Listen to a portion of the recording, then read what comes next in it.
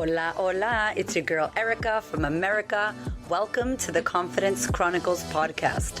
This podcast is all about helping you stand in who you are. Stop giving a fuck what people think about you. Start standing as your fully expressed self. As you are, as is, there is no filter needed. You are fucking awesome, and I am here to remind you. I'm a confidence coach, and I'm a bold stand for confidence, and I cannot wait to dig into today's episode with you.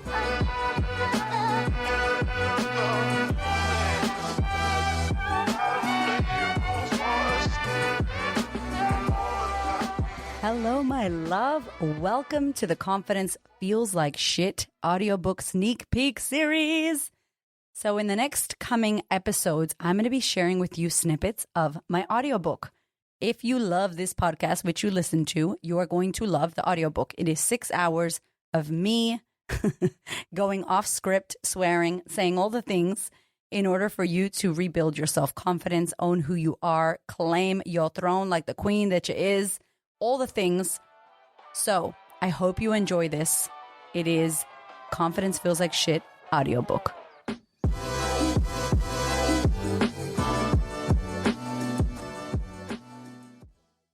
Chapter 3, Creating a Confidence Mindset. It's time for a little check-in. I know, that last chapter was a little bit heavy, right? Okay, maybe a lot heavy. But I needed to share that with you. I find that so many of us see confident women and we instantly assume that they've got their shit together, or that they're the lucky ones, the chosen ones, the ones who simply get to be confident because that's the card they've been dealt in life. They're gorgeous, glamorous, outgoing, witty, bubbly. Of course they're going to be confident, right? That's not how this works. And the truth is, we compare ourselves to others without ever really knowing what that woman has been through to get to where she is now. That's why it's so important to me that you have an understanding of where I've come from, because it's been a long-ass journey to become the Erica that I am today. And before we get into practicing confidence, I need you to be across a few more things. My number one goal as a confidence coach is to teach you the most important, life-changing concept ever. Nope, it's not how to be confident. It's how to manage your mind. Why? Because it all starts here. Everything I talk about and teach you in this book will all lead you back to your mind and the stories you're choosing to tell yourself and believe, or in some cases, not believe, about yourself and others. If you're going to learn how to create confidence, you need to learn how to manage your mind and create a confidence mindset. You'll also need to learn how to stop giving a fuck what others think about you, or as I like to call it, FWOT, fuck what others think. More on that later. These two things are the simple but powerful strategies you're going to use to start reclaiming your confidence and standing in your power for good. Now, I briefly mentioned in the last chapter how I was unaware of the power of my thoughts and how my thoughts were creating my reality. Understanding this became the key to my transformation and something that I'm excited to share with you because they form the foundation of how to create confidence. It's the number one thing that led me to healing my traumatic past and realizing that I had a chance at actually changing my life. I know how much this work can help you, no matter where you are and what you're faced with. All that's required is a desire to want to feel better. Until I started working on myself, I had lived most of my life as a wholly unconscious and unaware victim. Instead of having a confidence mindset, I had adopted the victim mentality. As I've mentioned already, this is not a dig at being a victim. I lived my whole life being victimized. This is different. When you understand the meaning behind victim mentality or victimhood, you see that it refers to a person who is living at the effect of their life. You become someone who uses their past experiences, usually a trauma or injustice, as a reason why you can't create a different outcome for yourself. Here are a few examples from my own life and childhood about how this can manifest. My father left my mother when I was 2 years old, So I grew up angry and untrusting towards all men. I grew up as an only child and never had any siblings to bond with, and that's why no one gets along with me. If it wasn't for my mother being sick all the time, I would have got better grades in school and actually gone to college. In all of these statements, I'm laying the blame on other people. Although those things may not be my fault, it is my responsibility as a grown-ass woman to work on those beliefs so it doesn't continue affecting my life or my future. Or worse, so I don't pass that shit on to my children as well. Is this making sense?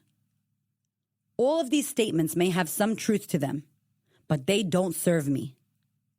And when we choose to point the finger outwards as to how it's their fault or other people's responsibility as to why we don't have what we want, we lose, not them.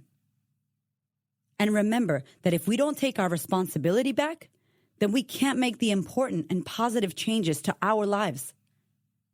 Let's flip those statements above around and see what they could be if I take a more active and responsible stance. My father left me when I was 2 years old.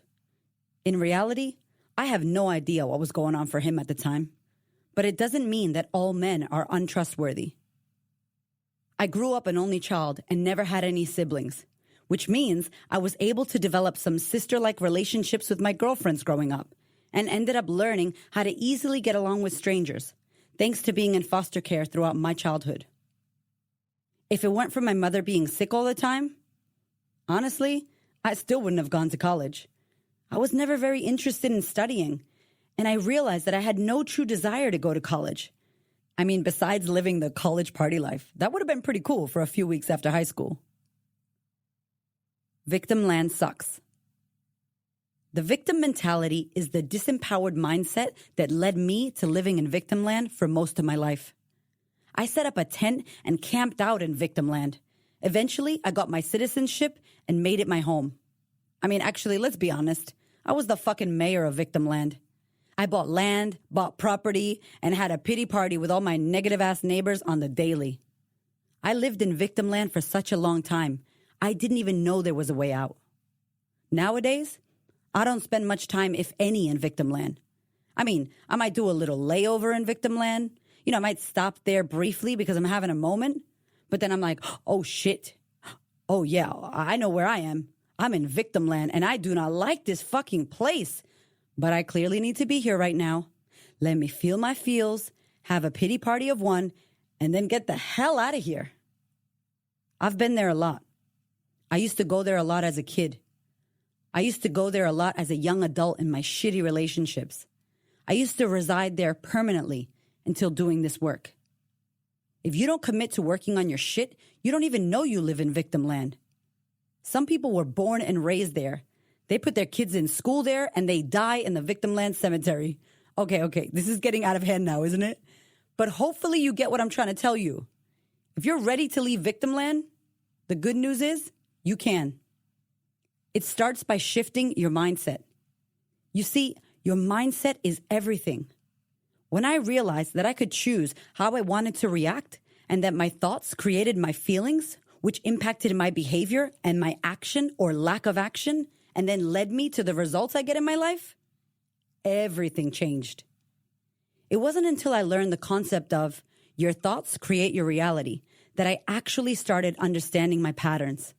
Thanks again, Wayne Dyer. You can't cultivate confidence when you believe the thought that you're unworthy and not good enough. You can't go for that promotion when you keep believing the thoughts that you suck at your job. You won't attract a partner of your dreams when you keep believing the thoughts about how you're too old, too fat, too broken, too something to find love, and that you'll be single forever. When I first became a stylist, I would help women dress for their body shape. I would take them shopping, choose incredible outfits with them, and help them look and feel amazing on the outside. I kept coming across women who lacked confidence in themselves and who didn't feel good about their bodies. So I thought, easy, I know what you need. Let's get you some nice clothes, change your hairstyle, and teach you how to put your makeup on. This is going to fix all their problems, right? Sure, it did. For about 10 minutes. Unfortunately, it was only a Band-Aid. Instead of culling their wardrobes, I needed to be culling their thoughts. It's like those skinny jeans in your wardrobe that don't actually fit you, but you keep them in there with the hopes that one day you'll be thin enough, good enough, and pretty enough to actually fit into them again. Those asshole jeans sit there as a reminder of how you're just not there yet in terms of being the best version of you. In fact, every second those jeans are allowed to take up space in your closet, they make you feel worse and worse about yourself. Thoughts are the same. Although we don't always choose what thoughts pop into our mind, we can choose not to attach ourselves to the crappy-ass stories, and we can choose what we're going to believe. If you don't clean up the wardrobe of your mind, these bullshit stories will run your life. Living on autopilot. It's my intention that you get to know your own mind in this chapter. It may seem like a strange thing to say, to know your own mind. But the reality is, most of us don't know our minds. This is why big corporations pay millions for marketing and why we, the consumer, spend so much on things that we don't necessarily need. We don't know what we're thinking most of the time or how it's causing us to feel. And we don't know that we are actually in control of whether or not we want to believe the shitty things we tell ourselves.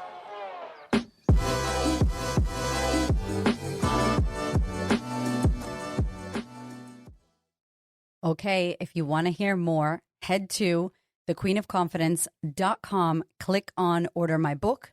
You can download the audiobook version right now. It also comes with an accompanying PDF. So you've got literally the notes that are inside of the book in this free PDF. You've got the practice of confidence. You can write, you can print it, you can get to working on creating your confidence now. It is also available on Audible if you use Audible. Or you can head to the website, queenofconfidence.com, click on Order Book, and you can listen to the audiobook. Thank you so much for listening. I so appreciate your ears, your time, your energy, and your attention. Please do me a favor and head over to Apple iTunes, subscribe so that you don't miss an episode.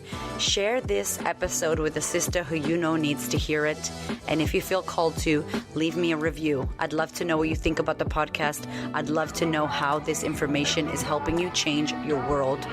Thank you so much for being here. I know that there are many podcasts you could listen to, and I really appreciate you listening to mine. Have a gorgeous week, honey.